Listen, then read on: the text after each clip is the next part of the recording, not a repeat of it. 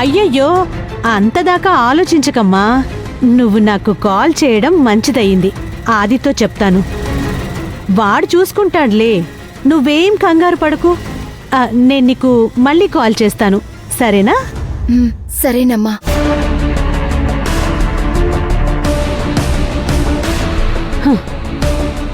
ఏంట్రా ఇది? ఇప్పుడే దారిలోకి వస్తుందనుకుంటే శివగామి ఇలా దెబ్బ కొట్టిందే. శివగామి ఇదంతా కావాలని చేస్తుందో ఏంటో అర్థం కావట్లేదమ్మా.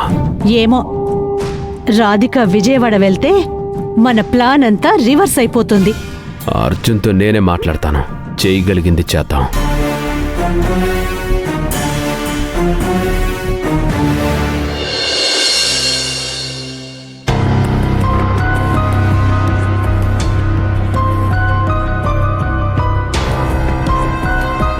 శివగామి, చెప్పర్జున్. రాను రాను నీకు నా మీద నమ్మకం పోతుంది కదా? మనం కొందరిని గుడ్డిగా నమ్మిస్తాం కదా. వేరే వాళ్ళు ఆ వ్యక్తి కరెక్ట్ కాదు అని చెప్పినా ఇగ్నోర్ చేస్తాం, నమ్మకాన్ని కంటిన్యూ చేస్తాం.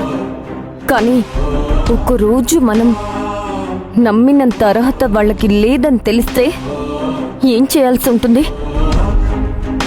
ఏం చేయొచ్చో నువ్వే చెప్పు మరి. ఇప్పుడు నమ్మకం కోల్పోయేంత పని నేనేం చేశాను? నువ్వేం చేసావో నీకు తెలీదు అర్జున్. ఈ మధ్య నువ్వు ప్రతి విషయానికి అబద్ధం చెప్తున్నావు. నాకు తెలియకూడదని నువ్వేవేవో పనులు చేస్తున్నావు. అవన్నీ నువ్వే ఆలోచించు, నీకే ఆన్సర్ తెలుస్తుంది. చూడు, ఒకరు కావాలని అబద్ధం చెప్తున్నారంటే వాళ్ళు ఎదుటి వారిని మాయ చెయ్యాలని అబద్ధం చెప్తున్నారు అని కాదు. అవునా? మరే ఉద్దేశం ఉంటుంది? సరే, వివరిస్తాను విను. ఒక వ్యక్తికి క్యాన్సర్ ఉందని తెలిసింది.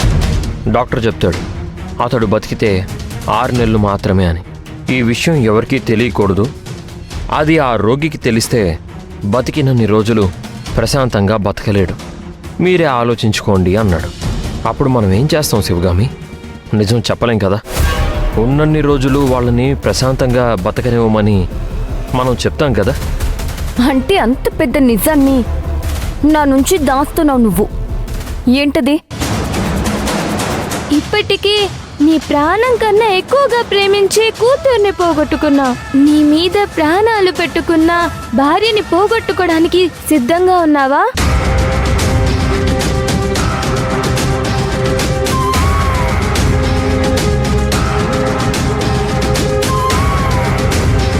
ఎందుకు సైలెంట్ అయిపోయావు? అసలు అలాంటి విషయం ఉంటేనే కదా నువ్వు చెప్పగలిగేది. నువ్వు చెప్పే ఒక్క అబద్ధం నుంచి తప్పించుకోవడానికి కారణాలు కథలు చెప్తున్నావు. అర్జున్, ఒక్క విషయం అర్థం చేసుకో. నిజాయితీతో బ్రతకడం చాలా కష్టం. నిజాయితీ లేని జీవితం, నమ్మకం లేని అనుబంధం రెండు వేస్టే. నిన్ను నమ్మకపోవడం అనేది నీకన్నా నాకే ఎక్కువ అవమానం. నిన్ను నేను ఎంతో నమ్మి నమ్మకంతో జీవితాన్ని షేర్ చేసుకున్నాను. ఈ మధ్య వర్క్లోనూ జీవితంలోనూ పర్సనల్గాను నీలో ప్రామాణికత నాకు కనిపించడం లేదు.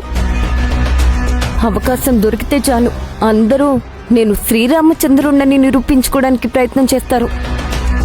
నువ్వు కూడా ఇప్పుడు అదే ప్రయత్నం చేస్తున్నావు కదా. కానీ నేను నిన్ను నమ్మి మోసపోయాను అర్జున్. కానీ నన్నెవ్వరూ ఏమార్చలేరు. ప్లీజ్, ఇక నుంచైనా మారడానికి ప్రయత్నించు.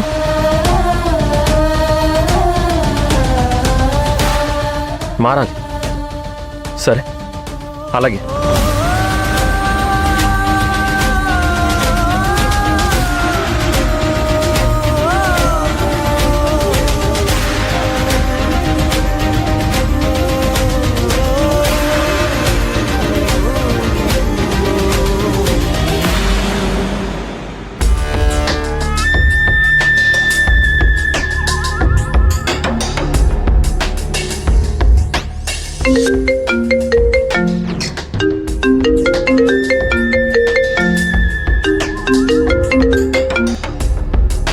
చెప్పాది. నా నంబర్ నీ దగ్గరుందా? పాండవులు కౌరవులు యుద్ధం చేసుకున్న వాళ్ళు సహోదరులు అని మర్చిపోలేం కదా. సరే, విషయం ఏంటో చెప్పు. నేను నీకు ఫోన్ చేసి మాట్లాడే అవకాశం వస్తుందనే అనుకోలేదు. ఈ ద్వేషం, ప్రేమ ఏవి కూడా శాశ్వతం కాదు.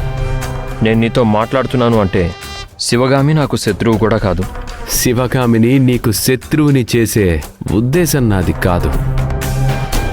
ఇప్పుడు నేను ఫోన్ చేసింది ఎందుకంటే రాధిక విజయవాడ వెళ్ళాలని శివగామి చెప్పిందంట. ఈ విషయం అమ్మ చెప్పింది. నువ్వు దాన్ని ఆపాలి.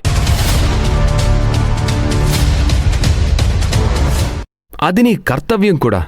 ఎందుకంటే నీ కాలేజ్ రోజుల్లో రాధిక నిన్ను ఎంత ఇష్టపడిందో. కానీ నువ్వు శివగామిని పెళ్లి చేసుకున్నావు.